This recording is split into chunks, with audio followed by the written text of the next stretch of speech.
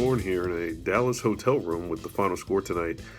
Thunder lost to the Mavericks 114-109 in the third preseason game of the Thunder's preseason. Basically tonight, it was an issue of interior defense for the Thunder. You got some strong performances from some of the bench players when the Mavericks pulled a majority of their rotation players, pretty much all of their rotation players, in the beginning of the third quarter as they took a 14-point lead into the second half. But the first half undid the Thunder. Andre Robertson and Steven Adams didn't play tonight. Robertson with a sore left knee. Adams was still coming back from his right ankle sprain. And the Thunder gave up a big chunk of points in the paint in the first half to the Mavericks. 28 first half points came in the paint for the Mavericks, 16 of those in the first quarter. Some of them came on simple things like just not boxing guys out on three-pointers, not following shots, and it really bit the Thunder in this game. Now it's preseason once again, and Billy Donovan was tinkering with his lineups again and having Russell Westbrook play the first and third quarter again, and limiting him to those minutes within that time frame. But it really showed tonight how much the Thunder misses Steven Adams and Andre Robertson when they're not on the court defensively. You got some good performances from guys like Kyle Singler, who came out and scored 17 points and hit some threes. Anthony Morrow came off the bench and hit some threes. Ersan Ilyasova led the team with 19 points tonight.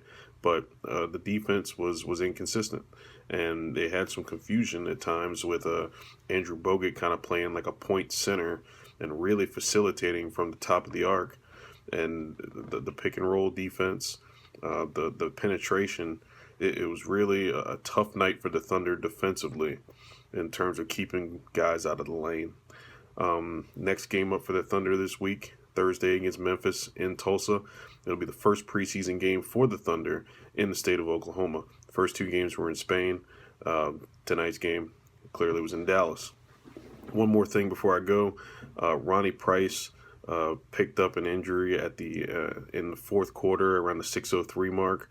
The Thunder and Billy Donovan is calling it concussion-like symptoms as of now. He will be reevaluated when the team gets back to Oklahoma City, so we'll see what happens to Price. But if he's down for a significant period of time, that'll be another point guard that the Thunder's not going to have in their arsenal, and it might mean increased minutes for Samaj Christian in the next week in preseason games, since Price could be out for a certain period of time if he doesn't pass the NBA's required concussion protocol. Now, here's some words from Billy Donovan. Pretty good shots. We missed one shot, and we tried to get a quick 2-for-1, and we weren't able to convert on that. But I thought Alex got a pretty decent look to tie the game. And then I thought, coming out, we got Ersan a fairly decent look as well. So they executed pretty well. But, a couple offensive rebounds hurt us as well. What would you attribute some of the breakdowns in terms of interior defense to? I'll go back and watch the film, but certainly when your coverage up top gets broken down and the ball's coming downhill, you're inevitably going to be in a real bad, difficult situation in terms of paint protection and those kind of things. So most of the time you can attribute it to some kind of coverage out top where we broke down. I thought we did a better job in the second half, and again, Bogut wasn't out there. But I thought we were off of him too much and would allow him to make a lot of passes and cuts. So I think it was a combination of broken coverage, and I think it was also a combination of them cutting and Bogut up top making plays to throw the ball towards the basket.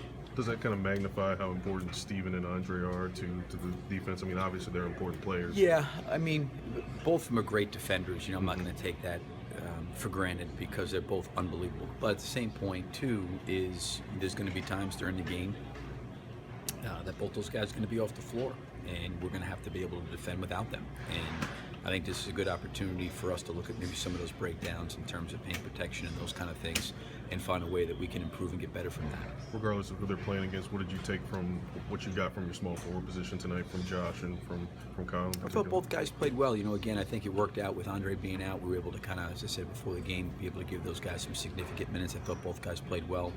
Kyle shot the ball pretty well there in the second half, which was good. I thought Josh made some really good plays. on the offensive and defensive side of the ball.